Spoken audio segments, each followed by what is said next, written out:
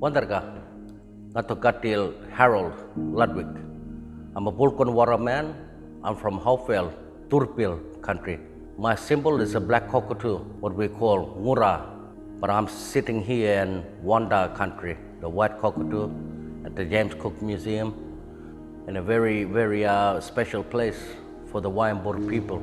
And Waimbur is a very sacred area for our people because all the clans and tribes of the surrounding area could come here to negotiate peace instead of going to full-scale war.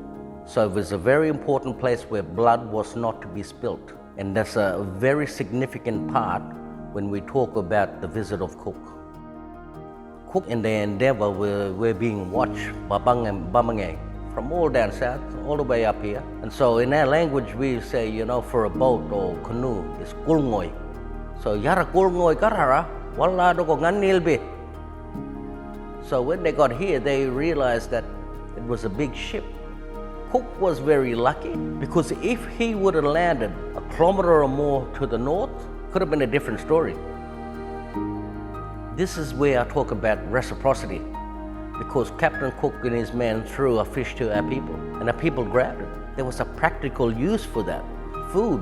And the reciprocity is that they bought a fish the next morning back to Captain Cook and his men. Our people didn't realize he was replenishing his supplies to go back to England as well. So on the 19th of July, 1770, a couple of our people went on board, and they seen 12 to 15 turtle on board the deck of the Endeavour, and they got upset because our people live a subsistence lifestyle. We only take what we need. So Captain Cook writes in his journals, a couple of savages or Indians tried to steal a turtle. In actual fact, they were trying to release that turtle, because if they were female turtle, even worse, because a female turtle in our language is called mami, and mami means boss. So she's an integral part of contingent resources in the area. And they couldn't get it over the side. So this is where they got upset. Our people got upset. They went ashore. They lit the grass up around Captain Cook's tents, the nets. Captain Cook shot at them with a small shot. Shot one of our people through the leg or the shoulder. Pursued them along the foreshore to a place down here called Reconciliation Rocks now.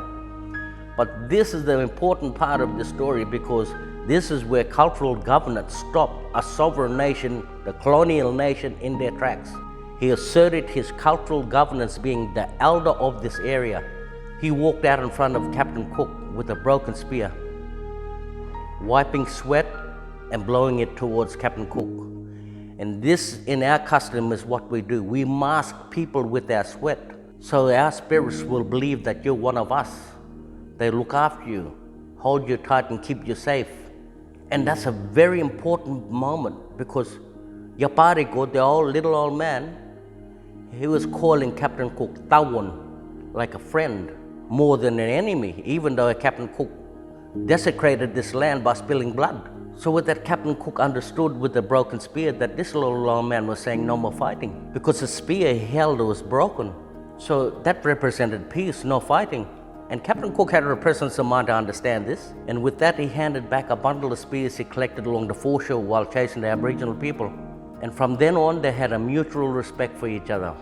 However, that afternoon, our people lit the hills up around Cooktown, because we had to cleanse this area from desecration from Cook, spilling blood intentionally on this land. So our people lit all the hills up around here to cleanse it with the smoking ceremony, like our people still do today. And Banks didn't realize this either, but he recorded this in his journal. He said that, the hills look so magnificent at night, lit up and fires everywhere and things like that. What is very important for the Gugayimidar people is that our story also reflects the myth of Terra Nullius, because they say Terra Nullius came around because there was no law. What did the little old man do with Captain Cook? He asserted his cultural governance, a law of this area. They say people had no ownership of land. Hold on, why did tribes come here, clans come here to negotiate peace? Because there was a feud amongst different estates of the clans. They say there was no agriculture and things like that. I can take you out the bush and show you where there's trees that shouldn't be growing. Our people practice it. They carried the seed from one area to another area. We have law. We had respect, reciprocity, and humanity.